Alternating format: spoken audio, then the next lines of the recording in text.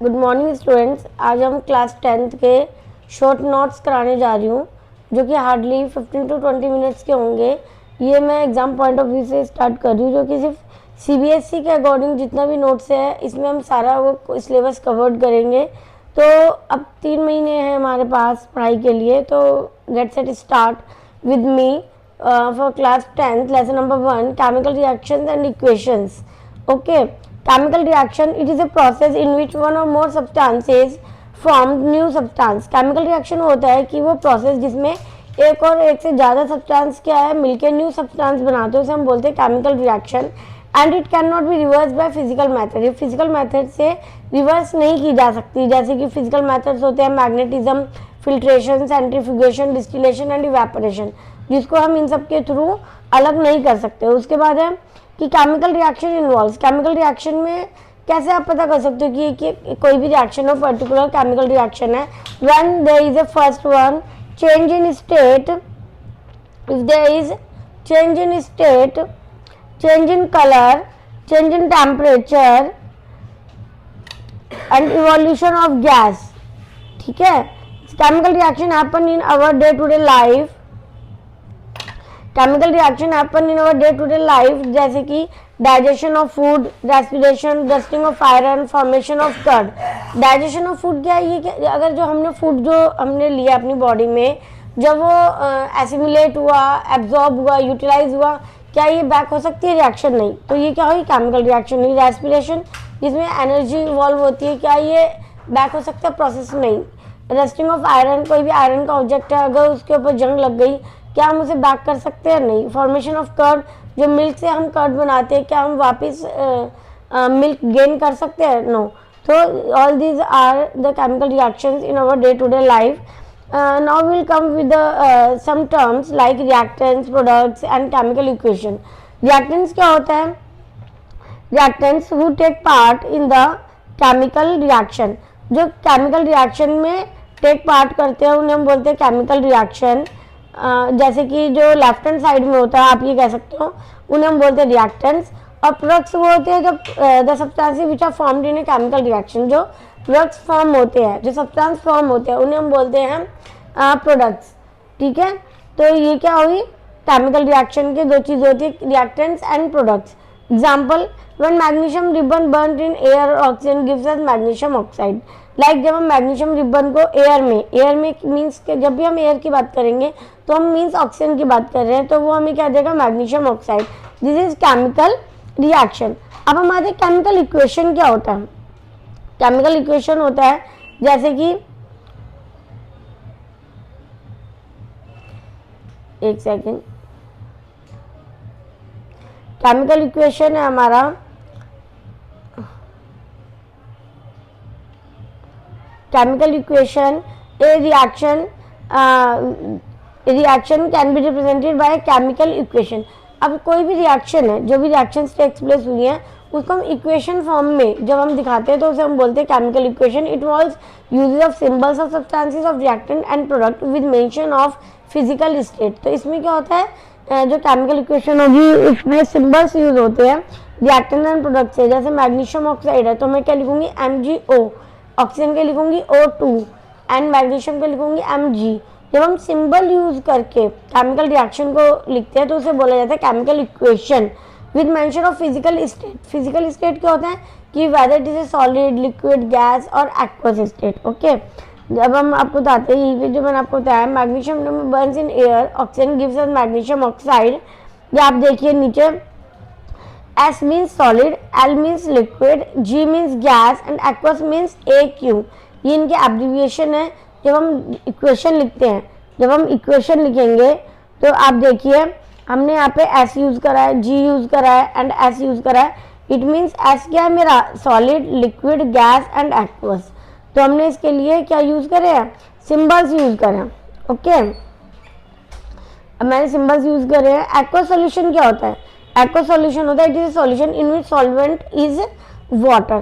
कोई भी ऐसा सॉल्यूशन जिसमें सॉल्वेंट क्या होता है, जिसके अंदर हम सॉल्यूट को डालते हैं, वो अगर वाटर होता है तो उसे हम बोलते हैं एक्वा सॉल्यूशन।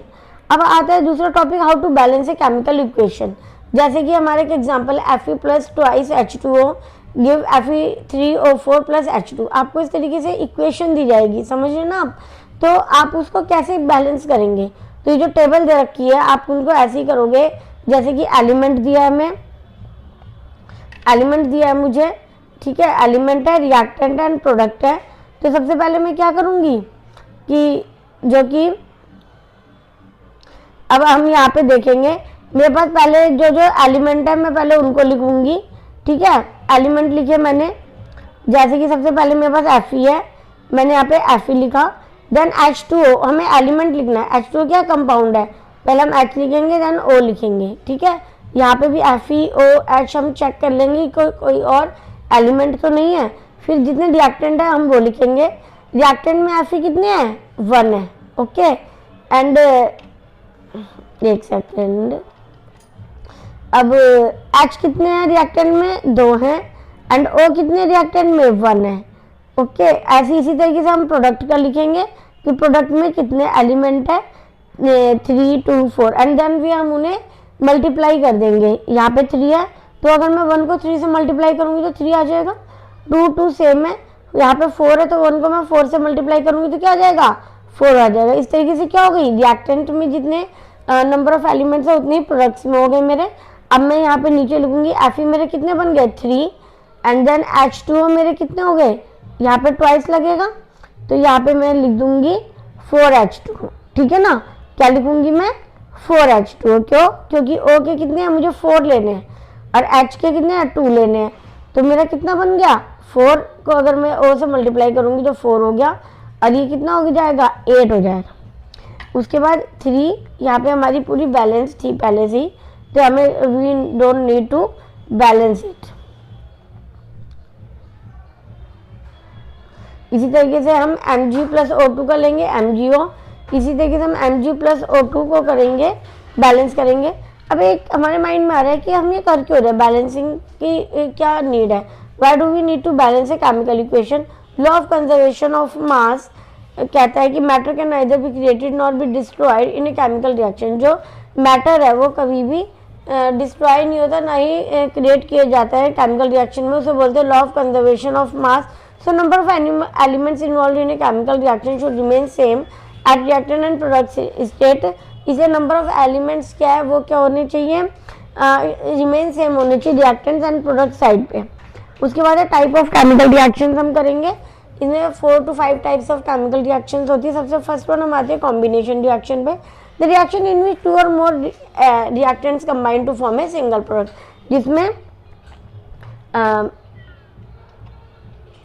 जिसमें 2 or more रिएक्टेंट्स क्या है, कंबाइन होकर क्या बनाते हैं, एक सिंगल प्रोडक्ट बनाते हैं, ठीक है, एक सिंगल प्रोडक्ट बनाते हैं। अब एग्जाम्पल हम ले लेते हैं इसमें से, आपको एग्जाम में किस तरीके से आएगा कि इस रिएक्शन का बताइए, उसका एक एग्जाम्पल दीजिए। Burning of coal, carbon plus oxygen ने हमें क्या दिया, दो एलिमेंट्स कंबाइन हुए, उन्होंने हमें क्या दिया, CO2 दिया। Formation of water, formation of water, water को हमने करा था H2 प्लस O2 हमें क्या दे रहा है, H2O दे रहा है। Then decomposition reaction, decomposition reaction, decompose जैसे कि वर्ड से हमें पता लग रहा है डिकम्पोज होना, ब्रेक डाउन होना। In this reaction A compound splits into 2 or more substances. एक कंपाउंड होता है वो क्या स्प्लिट होता है 2 or more कंपाउंड्स का, इज कॉल्ड डिकम्पोजिशन रिएक्शन। जैसे कि ए क्या है, डिकम्पोज होकर क्या बना है इसने, B प्लस C। ये 3 टाइप्स का होता है decomposition reaction, thermal decomposition reaction, electrolytic decomposition reaction and photolytic decomposition reaction. तो थर्मल डिकम्पोजिशन रिएक्शन जैसे कि नाम पता लग रहा है, thermal means heat, when decomposition is carried out by heating.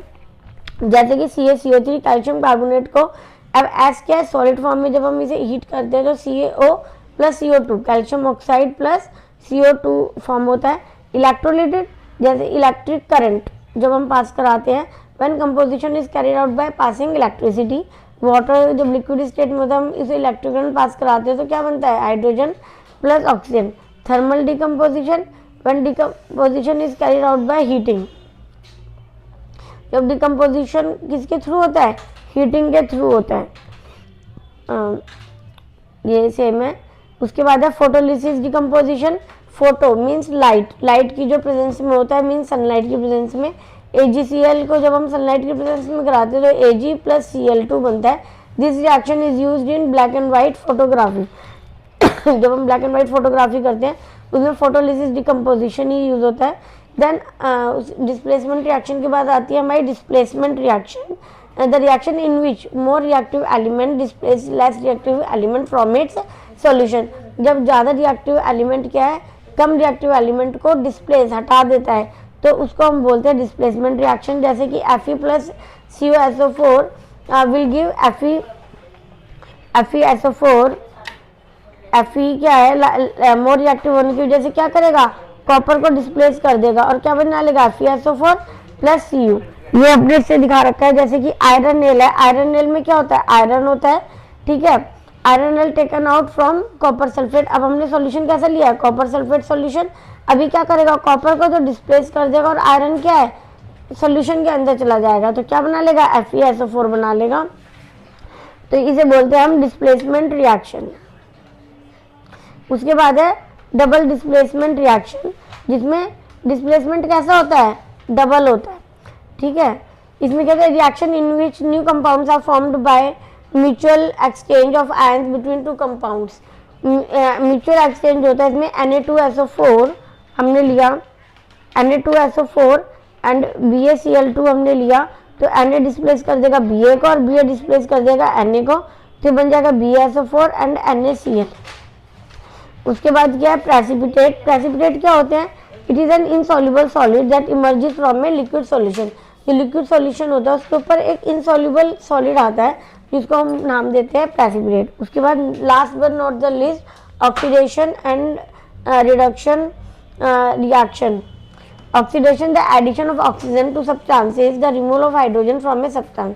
तो आप इसे ऐसे याद कर लीजिए कि जब एडिशन ऑफ ऑक्सीजन होता है किसी भी सब्सटेंस में या फिर रिमूवल ऑफ हाइड्रोजन होता है उसे हम बोलते हैं oxidation. The addition of hydrogen to substance and the removal of oxygen from a substance is called reduction. इसको मैं आप एक कॉमन एग्जांपल के थ्रू समझाती हूँ।